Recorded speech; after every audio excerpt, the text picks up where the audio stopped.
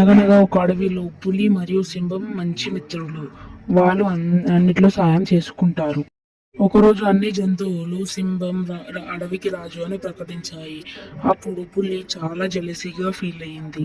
హఠాత్తుగా సింహం 3 రోజుల పాటు ట్రిప్కి వెళ్ళింది. అప్పుడు తన రాజ్యాన్ని తన మిత్రుడైన పులికి ఇచ్చింది.